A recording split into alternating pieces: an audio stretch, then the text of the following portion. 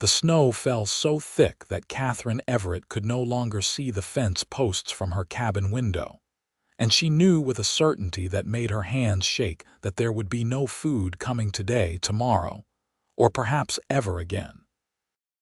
She pressed her palm against the frosted glass, watching her two children huddled beneath every blanket they owned near the dying fire, their faces pale and hollow in the dim winter light.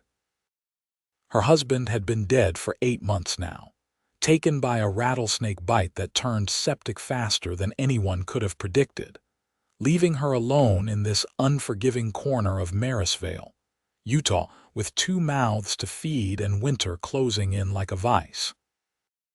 The year was 1883, and the town of Marysvale sat nestled in the Sevier River Valley, surrounded by mountains that turned brutal when the snow came. Katherine had watched those mountains swallow the sun earlier and earlier each day as November gave way to December, and now in the heart of January, the world outside her cabin had become nothing but white death. Her pantry held 3 potatoes, a handful of dried beans, and half a cup of flour. The chickens had stopped laying weeks ago, huddled in their coop against the cold. The cow she had sold in October just to make it through November. "Mama, I am hungry," her youngest said, and Katherine felt the words like a blade between her ribs. Little Sarah was only 5 years old, with her father's dark hair and Katherine's green eyes, eyes that looked too large now in her thinning face. Her son Thomas sat beside his sister, 8 years old and trying so hard to be the man of the house, but Katherine could see him trembling beneath the quilts. "I know, sweetheart," Katherine said, turning from the window and forcing brightness into her voice that she did not feel. "Let me see what I can make for supper." She moved to the small cast iron stove, adding one of their last pieces of wood to the fire. The pile outside was dwindling fast, and she had no strength left to chop more, not with the hunger making her hands weak and her head spin. She took the 3 potatoes and began to peel them, stretching them thin with water to make a watery soup that would at least be warm going down. As she worked, she tried not to think about tomorrow, or the day after, or how she would explain to her children that there was nothing left. The wind howled against the cabin walls, and Katherine found herself praying, though she was not sure anyone was listening. Her husband James had been a good man, a hard worker who had believed in this little plot of land, who had promised her they would build something here. Now he was buried on the hill behind the cabin, and she was alone with a responsibility that crushed her more surely than any physical weight. She was ladling the thin soup into wooden bowls when she heard it, a sound that did not belong to the wind. Hoofbeats.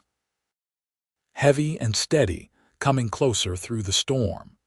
Katherine froze, her heart suddenly hammering in her chest. No one traveled in weather like this. No one sane, anyway. She set down the ladle and moved to the window, peering out into the swirling white. A horse emerged from the snow like a ghost, a massive bay gelding with ice crystals clinging to its mane. On its back sat a man bundled in a heavy coat and hat, his face wrapped in a scarf against the cold. He was leading a pack mule behind him, laden with supplies. Katherine watched as he dismounted in front of her cabin, his movements stiff from the cold, and began to tie both animals to her hitching post. Fear and hope warred in her chest. She had heard stories, of course, of what happened to women alone on the frontier. But she had also heard stories of kindness, of neighbors helping neighbors in these mountains where survival was never guaranteed. She watched the man approach her door, and before he could knock, she opened it a crack, keeping herself between him and her children. The man looked up, and she saw his eyes, blue as summer sky and startlingly clear against his weathered face. He pulled down the scarf covering his mouth, revealing a strong jaw darkened with several days of beard growth. He was young, perhaps 30, with crow's feet at the corners of his eyes that spoke of years spent squinting into the sun. "Madam," he said, his voice rough from the cold, "name is Andrew Walker. I have a ranch about 10 miles west of here. I heard in town that James Everett passed last summer, leaving a widow and 2 young ones. Been meaning to check on you, but the weather turned before I could make it out this way." Katherine stared at him, unable to speak. The wind whipped snow past him into her cabin, but she could not seem to make her frozen mind work properly. "Madam, I brought provisions," Andrew Walker continued, his eyes taking in her thin frame, the hollow look in her cheeks. "Food, firewood, some other supplies. If you will let me, I would like to bring them in out of the cold." "I cannot pay you," Katherine heard herself say, the words bitter on her tongue. "I have no money." Something shifted in Andrew Walker's face, a softening around his eyes. "I am not asking for payment, madam. Just let me help." "Please?" Katherine knew she should be more cautious, should think harder about letting a strange man into her home, but her children were hungry, and the supplies on that mule might mean the difference between life and death. She stepped back, opening the door wider, and Andrew Walker nodded once before turning back to his animals. She watched from the doorway as he worked, unloading burlap sacks and crates from the mule with efficient movements. He carried them to her porch, stacking them carefully, then went back for more. There was so much: flour, dried beans, salt pork, cornmeal, coffee, sugar, even a small sack of apples that must have cost a fortune this time of year. After the food came bundled firewood, more than she could have chopped in a week even if she had the strength. "Mr. Walker," she started, but he shook his head. "Just Andrew, madam. And before you say anything else, this is not charity. This is what neighbors do in these mountains. Your husband would have done the same for anyone who needed it, and I reckon you would too if positions were different." He was right about that. James had been generous to a fault, always the first to help when someone needed it. Katherine felt tears prick at her eyes and blinked them back fiercely. She would not cry in front of this stranger, no matter how kind he seemed. Andrew carried the supplies inside, and Katherine watched her children's eyes grow wide as they saw the food. Thomas stood up, trying to be protective, positioning himself between the stranger and his sister. Andrew noticed and gave the boy a respectful nod. "You must be Thomas," he said. "Your pa used to talk about you in town, said you were getting to be a fine hand with the animals." Thomas's chest puffed out a little at that, though suspicion still clouded his young face. "You knew my pa." "Not well, but I knew him some. He was a good man. I am sorry for your loss." The simple words, delivered without artifice or excessive sentiment, seemed to ease something in the cabin. Katherine directed Andrew where to put the supplies, her mind already racing ahead to all the meals she could make, how long this food might last if she was careful. It was a fortune. It was survival.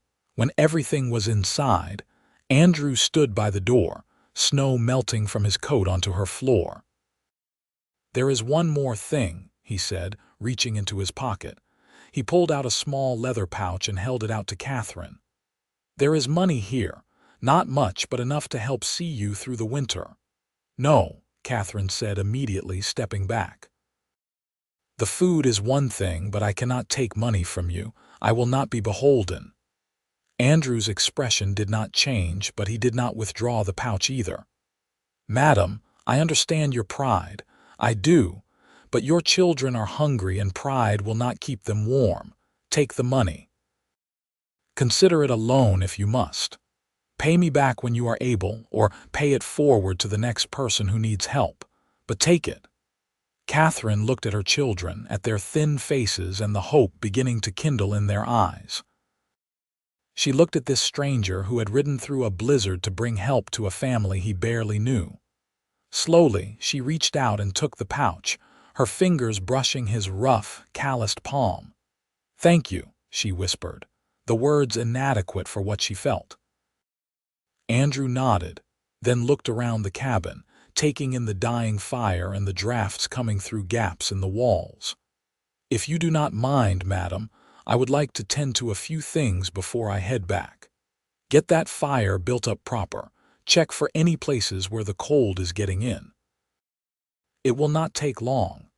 Katherine should have said no, should have maintained some boundary between herself and this man, but exhaustion and relief made her weak. "All right," she agreed. "Thank you." She watched Andrew work, moving around her cabin with the easy competence of a man who knew his way around hard living. He built up the fire until it roared, filling the small space with blessed warmth. He found the gaps in the walls where the chinking had failed and stuffed them with old cloth, and mud he mixed from the dirt floor of her root cellar and melted snow. He split more firewood from the bundles he had brought, stacking it neatly by the stove where it would stay dry. While he worked, Katherine made a proper meal from the supplies he had brought, frying salt pork in her skillet and boiling beans with a bit of molasses to sweeten them. The smell filled the cabin, and she heard Sarah's stomach growl loud enough to hear across the room. She sliced the apples thin, giving each child several pieces and taking only one small slice for herself. "You should eat too, madam," Andrew said quietly, appearing at her elbow. "You cannot take care of your children if you do not take care of yourself." Katherine looked up at him, startled by his nearness. He was tall, she realized, over 6 feet, with broad shoulders that came from years of hard ranch work. His hands were scarred and rough, the hands of a working man, but they moved with surprising gentleness as he took another apple and cut it, handing half to her. "Eat," he said again, and there was something in his voice that made it impossible to refuse. She ate the apple, and then when the meal was ready, she dished out generous portions for her children and a smaller one for herself. Andrew had turned away, preparing to leave, but Thomas spoke up. "Mister, would you not like to eat with us? Ma makes good food and there is plenty now." Katherine saw the surprise in Andrew's face, followed by something that looked almost like longing. "I would not want to impose," he said carefully. "You brought the food," Thomas said with the straightforward logic of childhood. "Seems only fair you should eat some too." Katherine met Andrew's eyes across the cabin and saw the question there. She thought about propriety, about what the neighbors would say if they knew she had invited a single man to share a meal in her home. Then she thought about how foolish such concerns were when this man had potentially saved her children's lives. "Please," she said, "join us. It is the least I can do." They sat together at her small table, her children on one side, Katherine and Andrew on the other. It felt strange having a man's presence in her home again, strange and unsettling in ways she could not quite name. Andrew ate with quiet efficiency, complimenting her cooking in simple terms that felt genuine. He asked Thomas about the animals they had left, listening with real interest as the boy explained that they still had 6 chickens and were hoping they would start laying again come spring. "Chickens can be stubborn in winter," Andrew said. "But if you keep them warm enough and give them good feed, they will come around. I have some extra laying mash at my ranch. I could bring some next time I come through." Next time. The words hung in the air like a promise. Katherine looked up sharply, meeting Andrew's eyes, seeing something there she could not quite read. "You would come back?" she asked. "If you would permit it," Andrew said. "Winter up here can be long and hard. It would ease my mind to know you are getting through all right." Katherine did not know what to say to that. Part of her wanted to refuse, to maintain her independence and not become the charity case of Marysvale. But a larger part, the part that was tired and scared and so very alone, wanted desperately to say yes. "We would like that," Thomas said before Katherine could respond. "Would you not, Ma?" 3 pairs of eyes turned to her, waiting. Katherine swallowed hard and nodded. "Yes," she said quietly, "that would be welcome." Something eased in Andrew's face, a tension she had not noticed he was carrying. They finished the meal in companionable silence, and then Andrew helped her clean up despite her protests. When everything was put away, he pulled his coat back on and wrapped his scarf around his face. "I should head back before the storm gets worse," he said. "But I will come check on you in a few days, weather permitting." "Be careful," Katherine said, surprising herself with the genuine concern in her voice. "The storm looks bad." "I know these mountains well," Andrew assured her. "I will make it home fine. You just keep that fire going and make sure you all eat. Do not ration too hard. There is plenty and I can bring more." He touched the brim of his hat to her, then knelt down to eye level with Sarah. "You take care of your ma, all right, and make sure she eats her vegetables." Sarah giggled, the first happy sound Katherine had heard from her daughter in weeks. "I will," she promised. Andrew stood and nodded to Thomas, man to man, then let himself out into the storm. Katherine watched from the window as he mounted his horse and turned back the way he had come, disappearing into the white within moments. Only then did she let herself feel the full weight of what had just happened, sinking down onto a chair as her legs gave out. "Mama, I like him," Sarah announced, climbing into Katherine's lap. "He has kind eyes." Katherine wrapped her arms around her daughter, holding her close. "Yes," she agreed softly. "Yes, he does." That night, for the first time in months, Katherine's children went to bed with full stomachs. She sat by the fire long after they had fallen asleep, listening to the wind howl outside and thinking about blue eyes in a weathered face, about rough hands that moved with gentleness, about a man who had ridden through a blizzard to help a family he barely knew. She thought about the weight of the coin pouch in her pocket, about the supplies stacked in her pantry, about the promise of more help to come. She thought about the word Andrew had used, neighbors. That was all this was, she told herself firmly. One neighbor helping another, nothing more. The fact that her heart had beat faster when he stood close, that she had noticed the way his voice softened when he spoke to her children, that she found herself hoping desperately that he would keep his promise to return. None of that meant anything. But even as she told herself these things, Katherine knew she was lying. Something had shifted in her world today, something that went beyond simple gratitude or relief, something dangerous and thrilling and terrifying all at once. She banked the fire and went to bed, pulling her thin blankets around her and listening to her children breathe in the darkness. For the first time since James died, Katherine allowed herself to think about the future not as something to be endured, but as something that might, possibly, hold moments of light. 3 days later, just as the storm was finally breaking, Katherine heard hoofbeats again. Her heart leaped before she could stop it, and she found herself moving to the window with an eagerness that shamed her.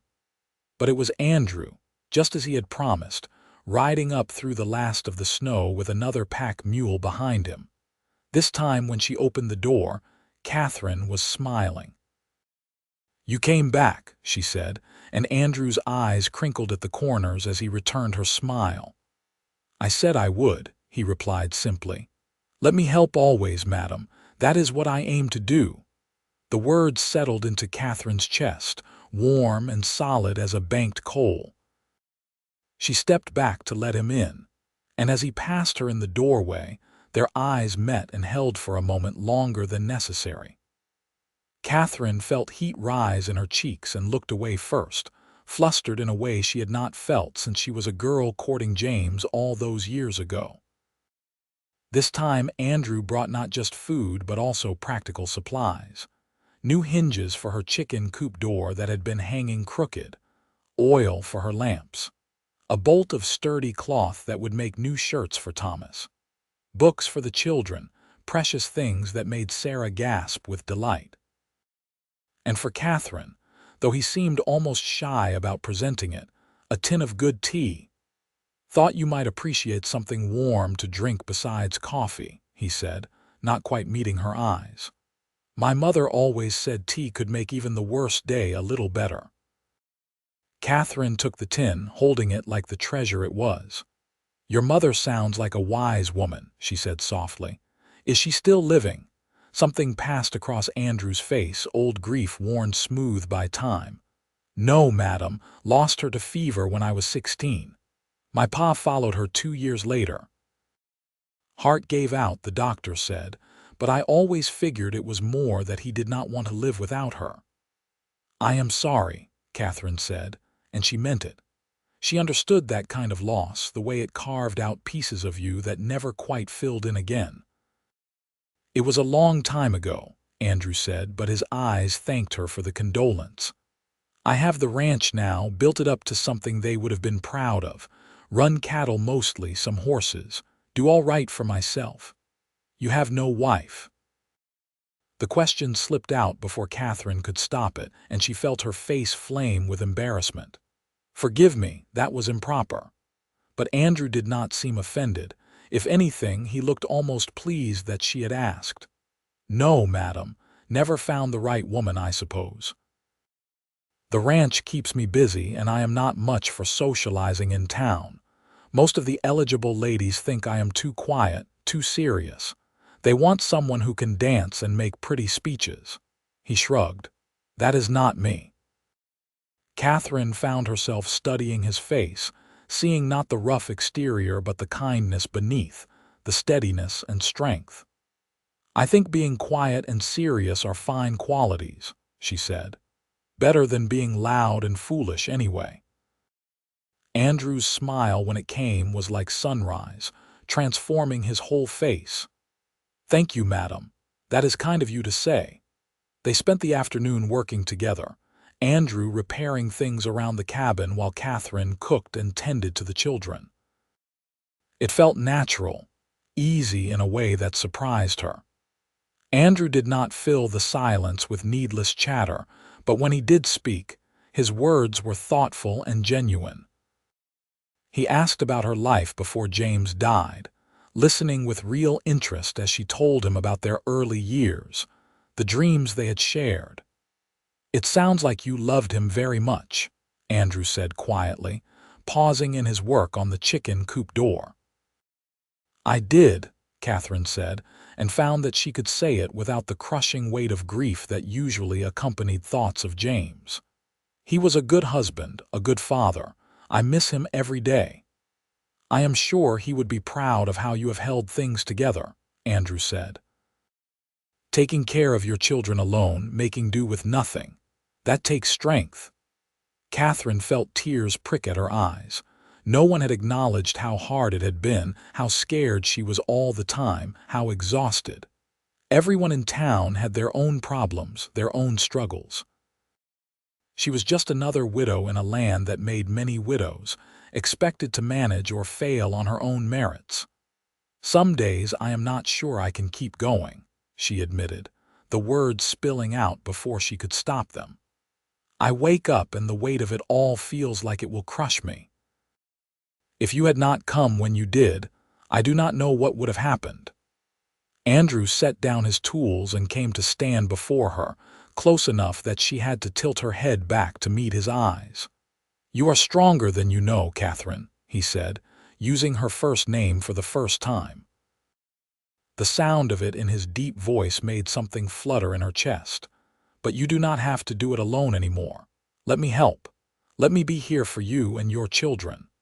There was something in his eyes, something intense and earnest that made Katherine's breath catch. This was more than neighborly kindness, she realized. This was something deeper, something that terrified and thrilled her in equal measure. "Why?" she whispered. "Why would you do this for us? You barely know me." Andrew reached out slowly, giving her time to step back if she wanted, and took her hand in his.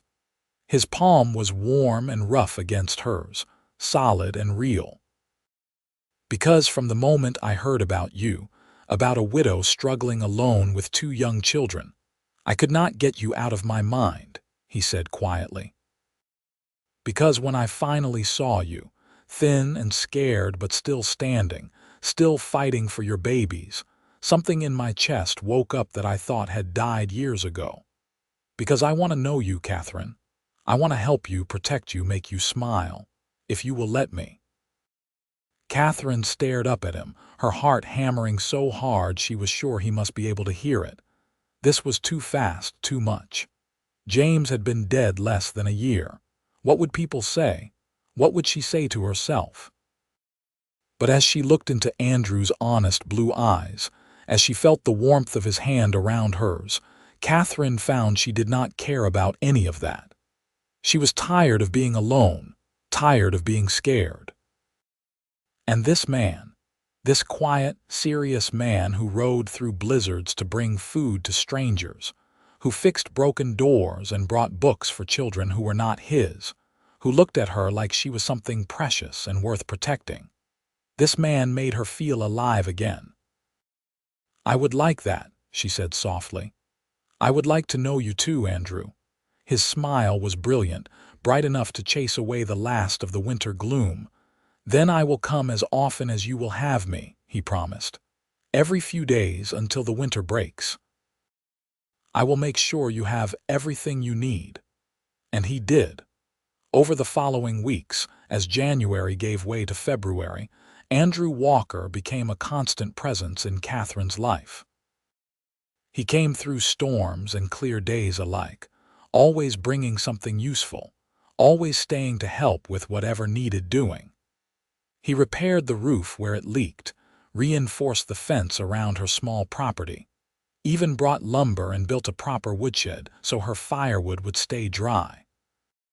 But more than the physical help, Andrew brought something else. He brought conversation and companionship. He brought laughter, surprising Katherine with a dry wit she had not expected. He was wonderful with her children, treating Thomas with the respect of one man to another while being endlessly patient with Sarah's chatter and questions. He taught Thomas how to trap rabbits and squirrels, supplementing their food stores with fresh meat. He showed Sarah how to make simple toys from corn husks and scraps of cloth, and with Katherine, he was unfailingly gentle and respectful. He never pushed, never demanded more than she was ready to give. But there were moments, small and precious, when his hand would brush hers as he handed her something, when their eyes would meet across the room and hold, when she would catch him watching her with an expression that made her insides flutter. One evening in early February, after the children had gone to bed, Katherine and Andrew sat together by the fire. It had become their habit on the nights when he stayed late, talking quietly while the wind howled outside. Tonight, Andrew seemed restless, shifting in his chair, starting to speak and then stopping. "What is it?" Katherine finally asked. "You seem troubled." Andrew looked at her, and there was something vulnerable in his face that she had never seen before. "I have been thinking," he said slowly, "about the future, about what happens when spring comes." Katherine felt her stomach tighten with anxiety. Was he planning to stop coming? Had she misread everything between them? "What about spring?" she managed to ask.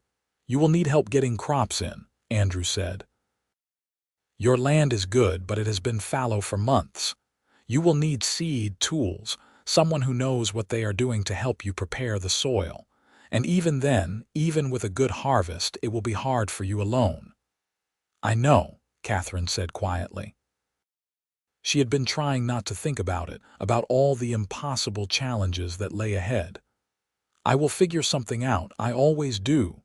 Or you could let me help you," Andrew said. "Not just with the planting, but with everything. Katherine, He paused, seeming to gather his courage. "I care for you, more than I have cared for anyone in a very long time. You and your children, you have become important to me. Essential, even. The thought of going back to my ranch and not seeing you every few days, not hearing Sarah laugh or watching Thomas grow, not talking with you by the fire, It makes me feel hollow inside." Catherine's heart was racing now, hope and fear tangled together in her chest. "Andrew, what are you saying?" He leaned forward, his eyes intense on hers. "I am saying that I want to court you properly. I know it is soon, I know people will talk, but life is short out here, Catherine. We both know that. When you find something worth holding on to, you do not let it slip away because of what other people might think." Catherine could barely breathe. She had known, of course, that something was growing between them. But hearing him say it out loud, putting words to the feelings that had been building in her own chest, it made everything suddenly real and terrifying and wonderful. "I am a widow with 2 children and nothing to my name," she said, needing him to understand what he would be taking on. "I have no money, no prospects. I come with responsibilities and complications. You come with 2 beautiful children who I already care for deeply," Andrew said. "You come with strength and courage and a heart that has not given up despite every reason to do so. You come with a smile that makes my whole day brighter when I see it. Catherine, I do not care what you do not have. I care about who you are, and who you are is someone I want in my life." Tears were sliding down Catherine's cheeks now, and she did not bother to wipe them away. "People will say I am disrespecting James's memory," she whispered. "That I did not love him enough if I am willing to move on so quickly." Andrew reached out and took both her hands in his, holding them gently. "James was your husband and you loved him. I would never ask you to forget that or pretend it did not matter. But Catherine, you are young yet, with years ahead of you. Do you truly think he would want you to spend them alone, struggling, denying yourself happiness? If he was the good man you say he was, I think he would want you to be cared for. I think he would want his children to have a father figure, to be safe and provided for." Catherine knew he was right. James had loved her, truly loved her, and he would have wanted her to be happy. He would never have wanted her to wear her grief like chains, binding herself to his memory at the cost of her own future. But knowing that and acting on it were 2 different things. "I am frightened," she admitted, "of what this means, of what people will say, of losing someone again." "I know," Andrew said softly. "I am frightened too, but I think the things worth having are usually the things that scare us most. And Catherine, you are worth any amount of fear." She looked at him, this good man who had come into her life like an answer to prayers she had not dared to speak. She thought about the weeks they had spent together, how natural it felt to have him in her home, how her children brightened when they heard his horse approaching. She thought about how she caught herself listening for him on the days he did not come, how her heart lifted when she saw him riding through the snow. "Yes," she said, the word barely more than a breath. "Yes, you may court me." The joy that lit Andrew's face was like nothing she had ever seen. He raised her hands to his lips and kissed her knuckles gently, a gesture so tender it made her heart ache. "You have made me very happy," he said. "I promise you, Catherine, I will do everything in my power to be worthy of your trust." From that night on, the nature of Andrew's visits changed subtly. There was an openness now, an acknowledgement of what was growing between them. He still brought supplies and helped with chores, but he also brought small gifts, things that were just for Catherine. A ribbon for her hair, soft and blue. A book of poetry he thought she might enjoy. Once, daringly, a bottle of perfume that must have cost him dearly at the general store in town. Catherine treasured each gift, not for its monetary value but for what it represented. Andrew was thinking of her, trying to please her, courting her in the old-fashioned way. She found herself taking more care with her appearance on the days she expected him, brushing her hair until it shone, wearing her one good dress instead of her everyday work clothes. The children noticed, of course. Thomas had become quite attached to Andrew, following him around and soaking up everything the older man could teach him. One day in late February, as they were working together to repair a section of fence, Thomas looked up at Andrew with serious eyes. "Are you going to marry my ma?" he asked bluntly. Andrew paused in his work, considering the question carefully. He had always respected Thomas enough to give him honest answers.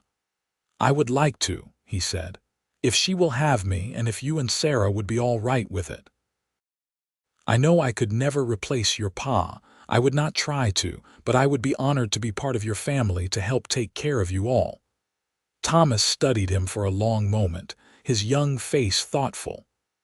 "My pa was a good man," he said finally, "but he is gone and ma needs help. You are good to us and you make ma smile again. I think my pa would like that."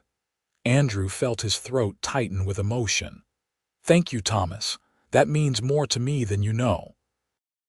"Just do not make her sad," Thomas added, his voice taking on a warning tone that was almost comical coming from an 8-year-old. "If you make her sad, I will be very cross with you." "I will do everything in my power to make her happy," Andrew promised solemnly. "You have my word." Sarah, when asked her opinion, was even more enthusiastic. "Does that mean you will be my new papa?" she asked, bouncing with excitement. "And you will live with us and read me stories every night?" "If your mama says yes, then yes. That is exactly what it means," Andrew said, swinging her up into his arms and making her giggle. But Andrew wanted to do this properly. He waited until late March, when the snow was finally beginning to melt and the first hints of green were showing in the protected valleys. He came one evening just as the sun was setting, painting the sky in shades of gold and pink. Katherine saw him riding up and noticed something different in the way he sat his horse, a tension and purpose that made her heart start to race. He dismounted and came to the door, his hat in his hands. "Katherine, might I speak with you outside for a moment?" he asked. "It is a fine evening, and I have something I would like to say." Katherine's hands were shaking as she took her shawl and followed him out. Andrew led her a little way from the cabin, to where they could see the valley spread out below, the mountains rising majestic and eternal against the darkening sky. The air was cool but no longer bitterly cold, carrying the promise of spring. "Katherine Everett," Andrew began, turning to face her. "These past 2 months have been the happiest of my life. Getting to know you, spending time with your children, becoming part of your family, it has filled up places in my heart I did not even know were empty. You are the strongest, most courageous woman I have ever met, and you are beautiful besides, inside and out. I love you, Katherine. I love you with everything I am." Katherine felt tears streaming down her face, but they were good tears, happy tears. "Andrew," she whispered. He reached into his pocket and pulled out a small wooden box. Opening it, he revealed a simple gold band, worn smooth with age. "This was my mother's ring," he said. "The only thing I have left of her besides memories. I would be honored if you would wear it. Katherine, will you marry me? Will you let me be a husband to you and a father to your children? Will you build a life with me?" Katherine looked at the ring, then up at Andrew's face, seeing love and hope and vulnerability written there so clearly. She thought about James, about the love they had shared, and she knew in her heart that he would approve of this, would want this for her. Andrew was a good man, the kind of man who would cherish her and protect her and never take her for granted. "Yes," she said, her voice breaking with emotion. "Yes, Andrew, I will marry you." He let out a breath that sounded almost like a sob and slipped the ring onto her finger. It fit perfectly, as if it had been made for her. Then he cupped her face in his hands, his thumbs brushing away her tears, and looked at her with such tenderness that it made her chest ache. "May I kiss you?" he asked softly. Katherine nodded, unable to speak, and Andrew lowered his head to hers. His lips were gentle at first, tentative, asking rather than demanding. But when Katherine leaned into him, her hands coming up to rest on his chest. The kiss deepened. It was sweet and full of promise, full of all the things they had not yet said, all the moments they would share together. When they finally pulled apart, both breathing hard, Andrew rested his forehead against hers. "I will spend every day of my life trying to make you happy," he promised. "You and the children, you are my family now, my whole world." "We will make you happy too," Katherine promised back. "I love you, Andrew. I did not think I could feel this way again, but I do. I love you so much." They stood there in the fading light, holding each other, and Katherine felt peace settle over her like a blanket. The past months had been so hard, so full of fear and struggle. But they had led her here, to this moment, to this man. And somehow, impossibly, that made everything worth it.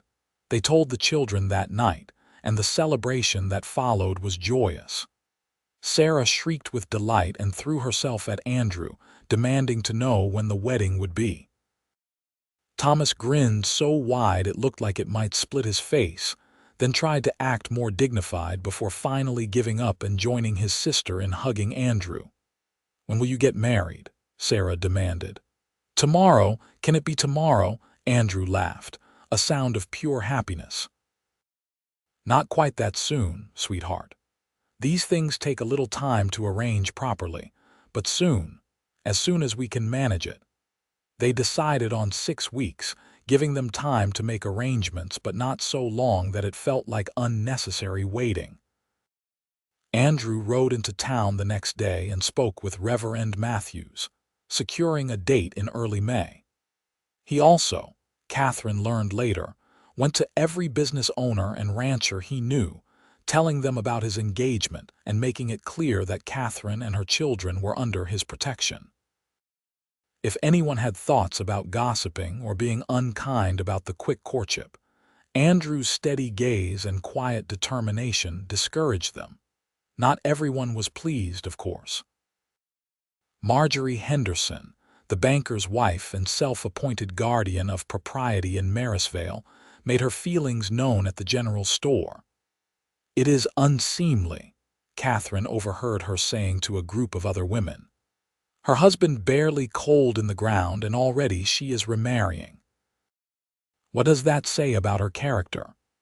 Katherine felt her face flame with humiliation, but before she could slink away, another voice cut through the store. "What it says is that she is a survivor, Marjorie, which is more than can be said for some." Katherine turned to see old Mrs. Patterson, the widow who ran the boarding house, fixing Marjorie with a steely glare. That girl was starving, her children were starving, and she had no way out. Andrew Walker offered her a lifeline, and she was smart enough to take it. That is not unseemly, that is sensible. And if you ask me, it is about time Andrew found himself a good woman. He has been alone too long.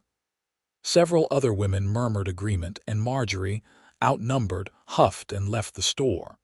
Mrs. Patterson came over to Katherine and patted her hand. "Do not listen to that bitter old crow," she said kindly. "You have nothing to be ashamed of. Andrew Walker is one of the finest men in this territory, and you are lucky to have each other. I wish you both every happiness." Katherine felt tears prick at her eyes again. Seemed like she was always crying these days, and squeezed Mrs. Patterson's hand gratefully. The older woman's support meant more than she could say, especially coming from someone who knew what it was to lose a husband and carry on alone. As the weeks passed, Katherine and Andrew fell into the rhythm of an engaged couple. Andrew came to the cabin every day now, spending his mornings and afternoons helping Katherine prepare for the spring planting. They worked side by side, turning the soil, mending fences, getting everything ready. Katherine's small plot of land began to look cared for again, loved again. In the evenings, they sat together and talked about the future. Andrew wanted Katherine and the children to move to his ranch after the wedding. It was much larger than her cabin, with several bedrooms and a sturdy barn. The land was better too, with good pasture for cattle and a reliable creek running through it. "What about this place?" Katherine asked, looking around the cabin that had been her home for 3 years. "We can keep it," Andrew said. "Rent it out maybe, or use it for storage. Or if you would rather sell it, we can do that too. Whatever you want, Katherine. I want you to feel like we are building this life together, not that I am just absorbing you into mine." His sensitivity to her feelings, his desire to make her feel valued and heard, made Katherine love him even more.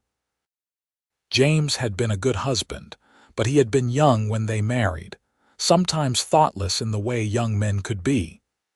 Andrew was older, wiser, more careful with the things that mattered. They had long conversations about how to blend their lives, how to honor Katherine's past while building their future. Andrew never tried to erase James from the children's memory. He encouraged Thomas to talk about his father, to remember the good times. He helped Sarah keep a small garden of wildflowers on James's grave, teaching her which plants would grow well there. "He was important to them, and he was important to you," Andrew said when Katherine tried to thank him for his understanding. "I would never want to pretend otherwise." "I am not replacing him, Katherine. I am just trying to be what you need now." As the wedding day approached, Katherine found herself dizzy with a combination of nervousness and excitement. Andrew's ranch foreman, a grizzled cowboy named Pete who had worked for Andrew's father, came to help move Katherine's belongings. He was taciturn and gruff, but Katherine saw the way his eyes softened when he looked at the children, the way he moved her things with careful respect. "Boss is a good man," Pete said to her as they loaded the last of the boxes. "Best I have ever worked for. He will treat you right, madam. You do not need to worry about that." "I know," Katherine said softly. "I am very lucky." Pete shook his head. "Begging your pardon, madam, but the boss is the lucky one. He has been alone too long, that one. Needed someone to care for, someone to come home to. You and your young ones, you are good for him. Already seen him smiling more in these past months than in all the years before." The wedding took place on a Sunday in early May, with the whole town invited. Andrew had wanted it to be special, had spared no expense within his means. The small church was decorated with wildflowers that Sarah and some of the other children had gathered. Reverend Matthews stood at the altar, beaming with genuine pleasure at joining this particular couple. Katherine wore a dress that Andrew had commissioned from the dressmaker in town, a simple but elegant creation in soft cream-colored fabric. It was the most beautiful thing she had ever owned. Her hair was pinned up, the blue ribbon Andrew had given her woven through it. On her finger, his mother's ring caught the light streaming through the church windows. Andrew stood at the altar in his best suit, his hair neatly trimmed, his boots polished to a high shine. But when Katherine walked down the aisle toward him, she barely noticed any of that. All she saw were his eyes, bright with emotion, looking at her like she was the most precious thing in the world. Thomas walked beside her, proud and solemn in his role of giving his mother away. Sarah was supposed to be sitting with Mrs. Patterson in the front pew, but she wiggled free at the last moment and came running up to take Katherine's other hand, unwilling to be left out of this important moment. The congregation laughed, and even Reverend Matthews smiled indulgently. When Katherine reached Andrew, he held out his hand to her. She took it, feeling the warm strength of his grip, and together they turned to face the Reverend. The ceremony was simple and traditional. They spoke their vows in clear, steady voices, promising to love and honor each other for all the days of their lives.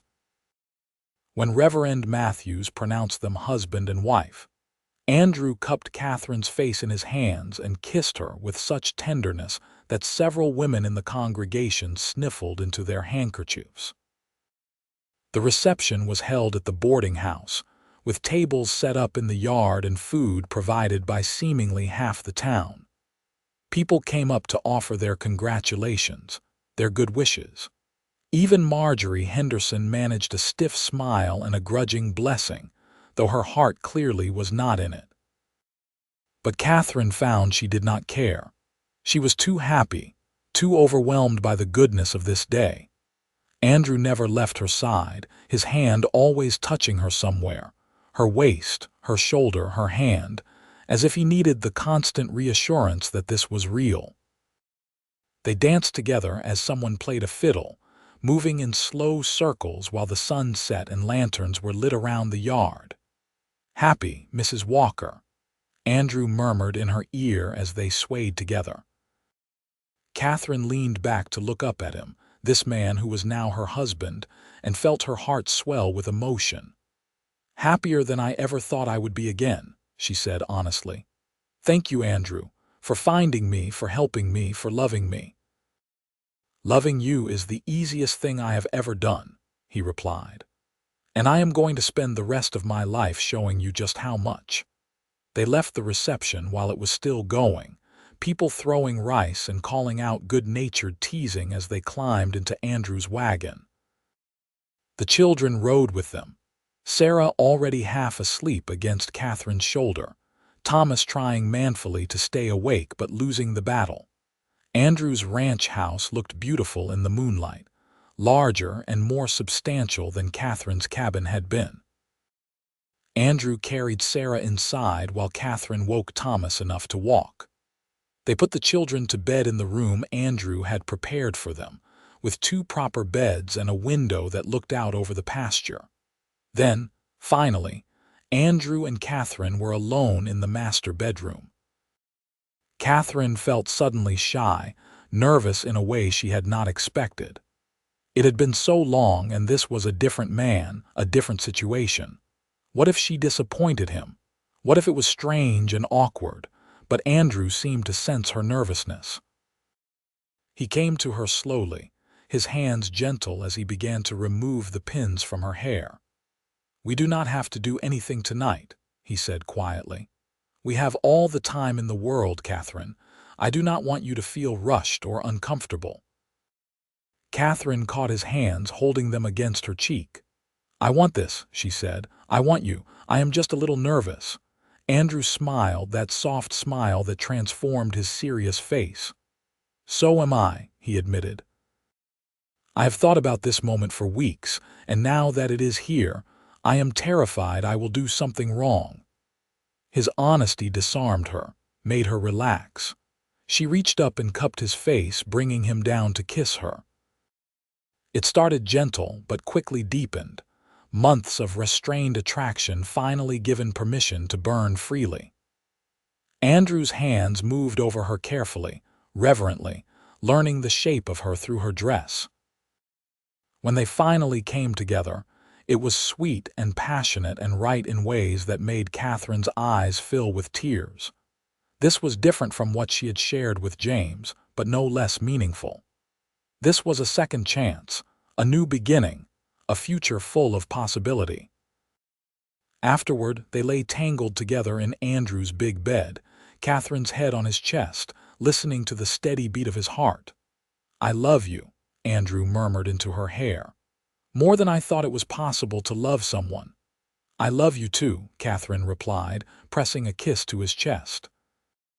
"Thank you for not giving up on me, for seeing past the frightened widow to the woman underneath."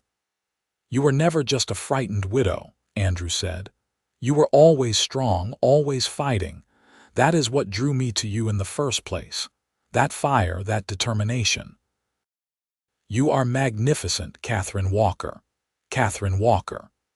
Her new name, her new identity.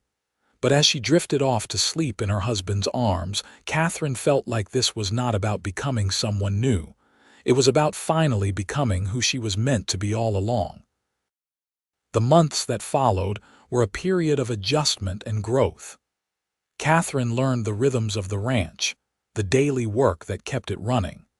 Andrew had 3 ranch hands besides Pete, all good men who treated Katherine with respect and welcomed the children with gruff kindness. Sarah charmed them all within a week, while Thomas soaked up everything they could teach him about ranching.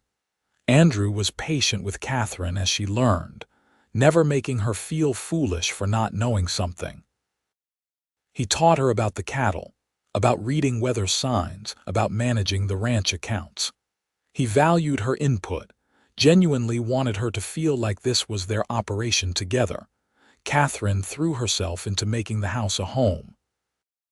She planted a garden, sewed curtains for the windows, cooked meals that filled the house with warmth and good smells. She took over the household accounts, freeing Andrew to focus on the ranch work. They developed a partnership, each contributing their strengths, supporting each other's weaknesses. The children thrived in their new environment. Thomas shot up several inches, putting on healthy weight, his cheeks filling out and color returning to his face.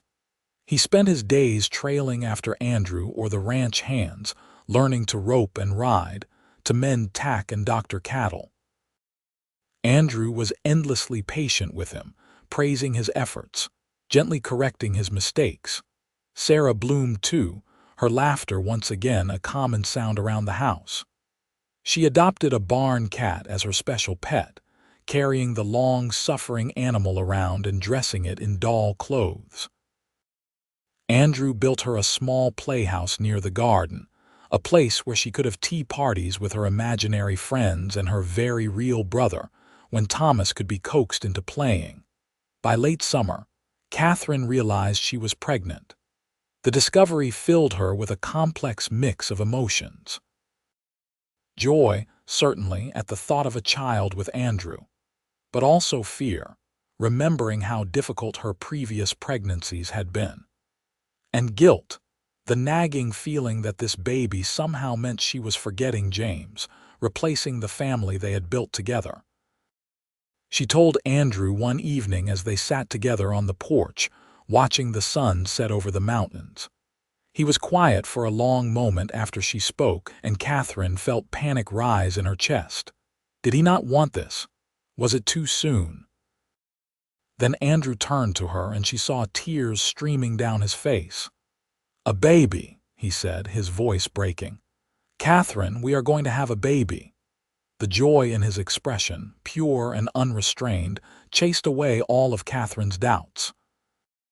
He pulled her into his arms, holding her so tightly she could barely breathe, and she felt him trembling. "I never thought I would have this," he said into her hair. "A wife, a family, children of my own.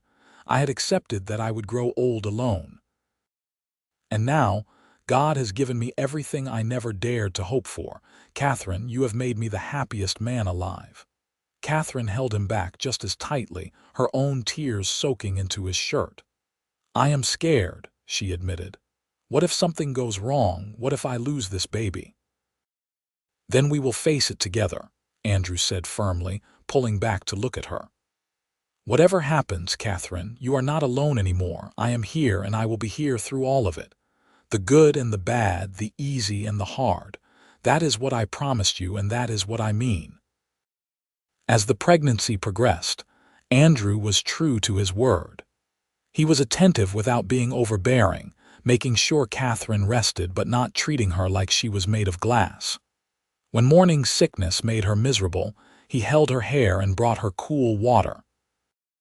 When she grew uncomfortable in the later months, he rubbed her swollen feet and her aching back without complaint.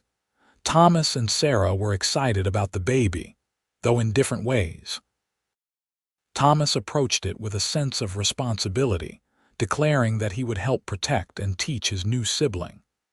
Sarah was simply thrilled at the thought of a real live baby to play with, like a doll that would actually be fun. The baby came in early March, almost a year to the day after Andrew had first ridden through the blizzard to bring provisions to a desperate widow. Katherine's labor was long and difficult, and there were hours when Andrew was genuinely terrified that he would lose her. He paced the hallway outside their bedroom, where the midwife and Mrs. Patterson were attending Catherine, feeling utterly helpless. When he finally heard the thin wail of a newborn, Andrew stopped breathing. Then Mrs. Patterson opened the door, smiling. "You have a son, Mr. Walker," she said. "A big, healthy boy, and your wife is tired but doing well." Andrew pushed past her into the room, not caring about propriety. Catherine lay propped up against the pillows, pale and exhausted, her hair plastered to her forehead with sweat. But in her arms, wrapped in a soft blanket, was the most beautiful thing Andrew had ever seen, his son. Their son. He approached slowly, almost afraid this was a dream that would shatter if he moved too quickly. Catherine looked up at him and smiled, tired but radiant. "Come meet your son," she said softly. Andrew sat carefully on the edge of the bed and looked down at the tiny face peeking out from the blanket. The baby had a shock of dark hair and a surprisingly strong grip when he wrapped his tiny fist around Andrew's finger. "He is perfect," Andrew breathed. "Catherine, he is absolutely perfect." They named him James Thomas Walker, honoring Catherine's first husband and their oldest child. Andrew had suggested it, wanting to make sure that James Everett's memory remained part of their family. Catherine had cried when he proposed it, grateful beyond words for his generosity of spirit. Little James was a good baby, healthy and strong, with Andrew's blue eyes and Catherine's dark hair. Andrew was besotted from the first moment, spending hours just watching his son sleep, marveling at the tiny perfection of him. Thomas and Sarah adored their baby brother, constantly wanting to hold him and help care for him. As spring turned to summer, their blended family found its rhythm. Thomas was growing into a fine young man, responsible and hardworking.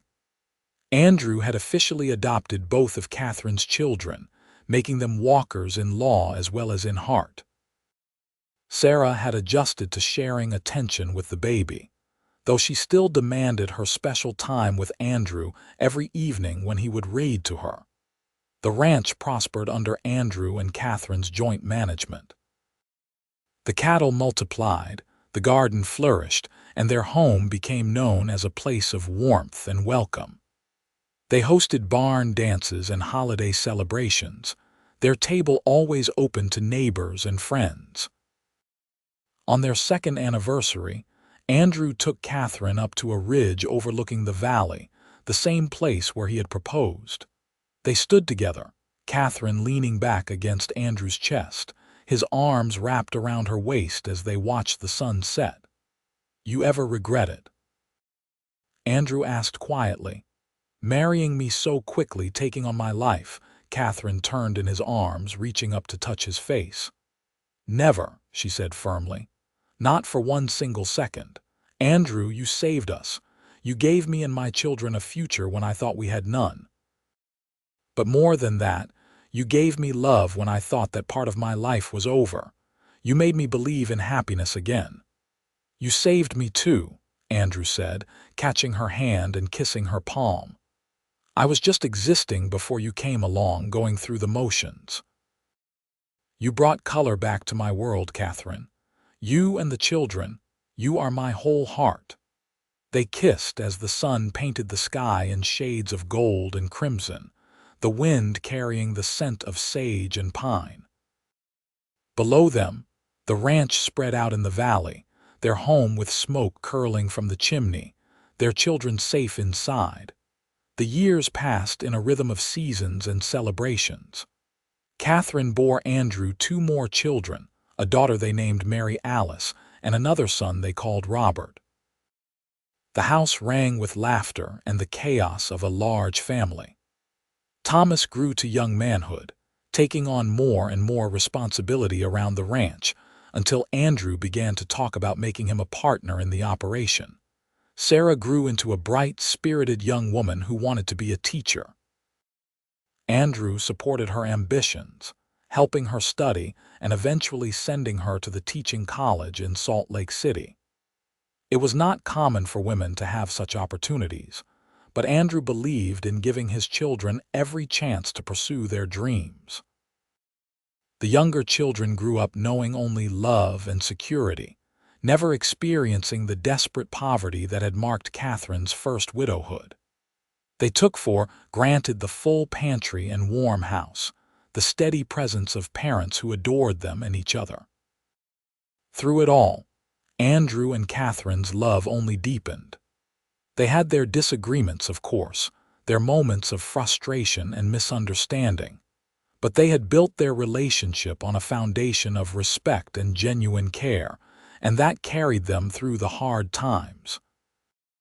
On their 10th anniversary, Andrew surprised Katherine with a trip to Denver. They left the children in the capable care of Pete and Mrs. Patterson and took the train to the city, spending a week in a fancy hotel, seeing plays and dining in restaurants. It was an extravagance, but Andrew wanted Katherine to have something special, something just for her. On their last night, as they lay together in the hotel bed, Katherine traced patterns on Andrew's chest. "Thank you," she said softly. "For this week, for these 10 years, for everything." "Thank you for saying yes," Andrew replied. "For taking a chance on a quiet rancher who did not know how to dance or make pretty speeches. For building this life with me." "I would choose you again," Katherine said. "In every lifetime, in every circumstance, I would choose you." They returned home to chaos, the children having missed them terribly and eager to share everything that had happened in their absence. The house was messier than they had left it, and there were minor disasters to sort out, but Katherine found she did not mind. This was life, messy and loud and beautiful. More years passed. Thomas married a sweet girl from town named Emma, and they built a house on the far edge of the ranch property.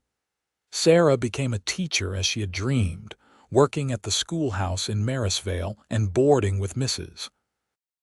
Patterson during the week. Young James grew tall and serious like his father, taking to ranching like he had been born to it. Mary Alice was artistic, always drawing and painting, filling the house with her creations. Robert was the wild one, always getting into scrapes and adventures, keeping everyone on their toes.